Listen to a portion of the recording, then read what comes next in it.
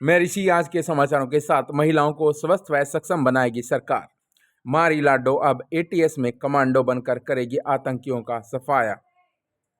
प्रदेश के बजट में महिलाओं व युवाओं पर सरकार का विशेष फोकस रहा है।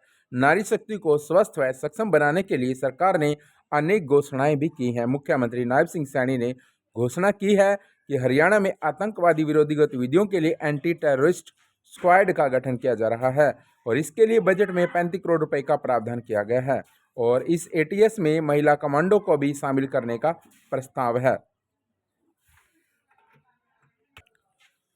सरकार की सबसे बड़ी घोषणा, हर माह 2100 वाली लाडो लक्ष्मी योजना में आय सीमा अब 1.80 लाख एंड 8 लाख और महिलाएं दायरे में आई। एक साल में बड़ी हो गई लाडो। अग्निवीरों को पुलिस में 20% आरक्षण, 1300 की विशेष भर्ती। महिला कमांडो की भर्ती होगी गुरुग्राम और पंचकुला में एटीएस थाने।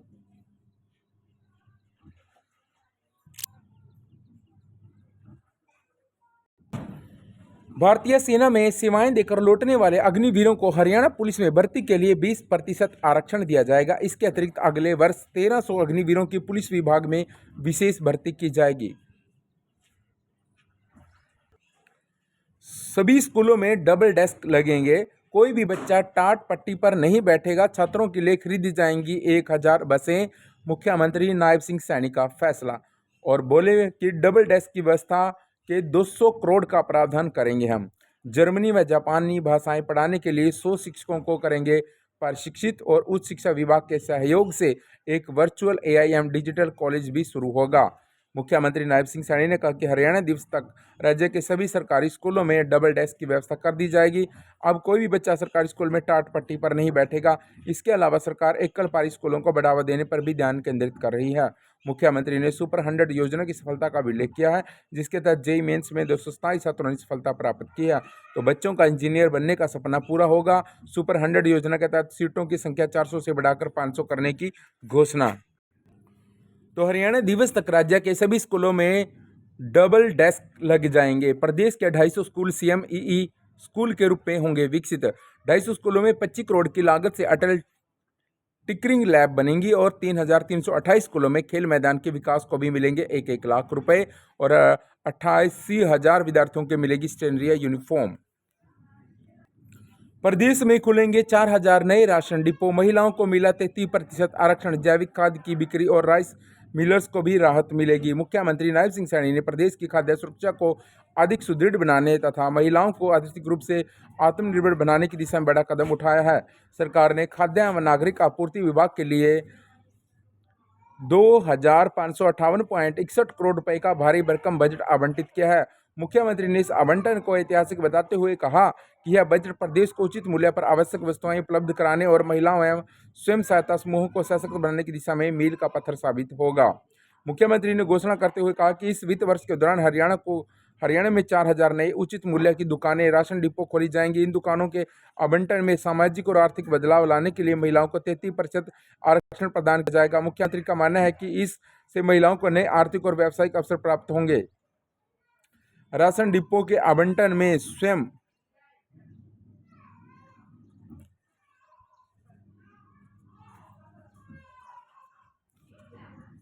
सहायता समूहों और CS पैक्स को प्राथमिकता दी गई, जिससे ग्रामीण अर्थव्यवस्था को मजबूती मिलेगी। स्वेच्छा से पदोन्नति त्यागने पर ACP के लाभ से वंचित नहीं होंगे कर्मचारी। हरियाणा सरकार ने अपने बजट में सरकारी कर्मचारियों का भी पूरा ख्याल रखा है। मुख्यमंत्री नायब सिंह सैनी ने कहा कि बजट भाषण पढ़ते माना कि सबका प्रयास के मूल मंत्र को पूरा करने में सरकारी कर्मचारी पूरी निष्ठा व लगन से लगे हुए हैं। पिछले बजट के प्रस्तावों के सफल क्रियान्वयन में उनकी अथक मेहनत रही है। उन्होंने कर्मचारी कल्याण के 3 प्रस्ताव बजट में रखे हैं। पहले प्रस्ताव के अनुसार विभिन्न विभागों में कार्यरत ऐसे कर्मचारी जो दीर्घकालिक यानी क्रॉनिक बीमारी से ग्रस्त हैं और इस कारण से पदोन्नति स्वीकार करने के इच्छुक नहीं है, उन्हें स्वेच्छा से पदोन्नति त्यागने पर ACP के लाभ से वंचित नहीं किया जाएगा। अब प्रदेश में महिलाओं और छात्रों के लिए बसों की संख्या बढ़ेगी। छात्रों के लिए खरीदी जाएंगी 1000 बसें। करनाल में बनेगा हवाई अड्डा और धार्मिक स्थलों के लिए 50 इलेक्ट्रिक बसें चलाई जाएंगी। प्रदेश सरकार ने बजट में विद्यार्थियों को ध्यान में रखते हुए कई महत्वपूर्ण घोषणाएं की हैं। सरकार ने सभी जिला मुख्यालयों पर सिटी बस सेवा शुरू करने का भी निर्णय लिया है। अभी 12 जिला मुख्यालयों पर सिटी बसें संचालित हो चुकी हैं, जबकि शेष 11 जिलों में भी जल्द इनका संचालन शुरू हो जाएगा। अब पंचायती जमीन पर बनेंगे सोलर फॉर्म, ग्रामीणों को मिलेगी सस्ती बिजली। 1000 नए अटल पुस्तकालयों का लोकार्पण होगा और अगले वर्ष 3 लाख और लखपति दीदी बनाने का प्रस्ताव। 717 फिरनियों का पक्का किया जाएगा और 5% राशि बजट और चौपाल व पुस्तकालयों पर खर्च होगी। 2 अक्टूबर तक गाँव को ODF प्लस करने का है लक्ष्य और 3 लाख और लखपति दीदी बनेंगी। ऊर्जा आत्मनिर्भर बनाने का खींचा है खाका। स्वयं सहायता समूहों की लीज पर मिलेंगी 500 गज जमीन।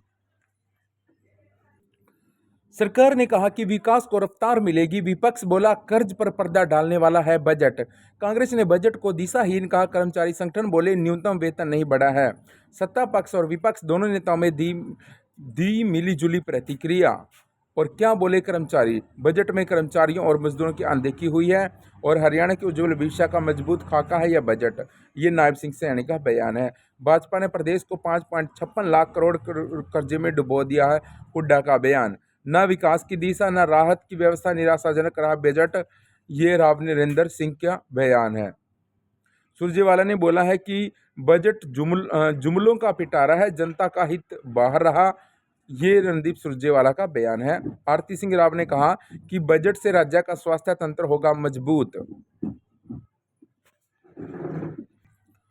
ट्रंप ने ईरान को दी चेतावनी, कहा पैदल सेना उतारने से भी पीछे नहीं हटूंगा, आज से तबाही और खौफनाक। ईरान भी ऑल आउट मोड में, सबसे बड़ी तेल रिफाइनरी पर दावा बोला। अमेरिका में घटता गोला बारूद सिरदर्द बन सकता है, कोई और युद्ध मोर्चा खुला तो संकट पैदा हो जाएगा। कच्चा तेल 10% तक बढ़ा और सेंसेक्स 1048 अंक तक गिर गया। ईरान का दावा है कि परमाणु साइट पर हमले, IAEA इनकार। अब 1.40 लाख एकड़ भूमि में सुधार का लक्ष्य रखा है सरकार ने। किसानों को सीधा बाजार देने के लिए ग्रामीण हाट मंडियां बनेंगी।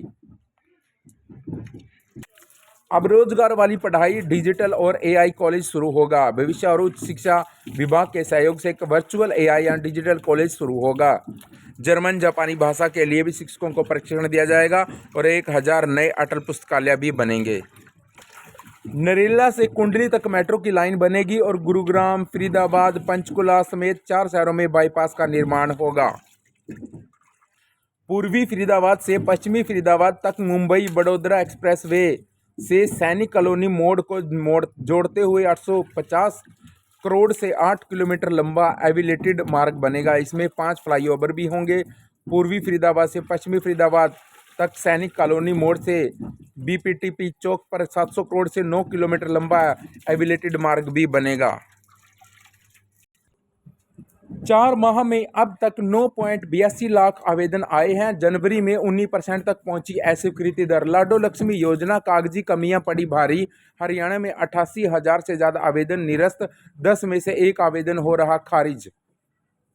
हरियाणा सरकार की महत्वाकांक्षी लाडो लक्ष्मी योजना को लेकर प्रदेश की महिलाओं में भारी उत्साह है, लेकिन कागजी कमियां उनकी उम्मीदवारों पर काफी भारी पड़ रही हैं। पिछले 4 महीनों के डेटा विश्लेषण से साफ है कि कुल 9.82 लाख आवेदनों में से 88.34 हजार से ज़्यादा आवेदन खारिज कर दिए गए हैं। चौंकाने वाली बात यह है कि जनवरी महीने में रिजेक्शन की दर बढ़कर 19% तक पहुंच गई है। दयालु योजना, आवारा पशुओं से दुर्घटना की स्थिति में योजना के तहत मिलेगा आर्थिक सहयोग। योजना में 1 से 5 लाख रुपए तक सहायता का है प्रावधान। घटना के 90 दिन के अंदर करें आवेदन। तो साथियों, आज के समाचार यहीं तक। नेक्स्ट अपडेट में फिर मिलेंगे, तो चैनल को सब्सक्राइब करें। जय हिंद।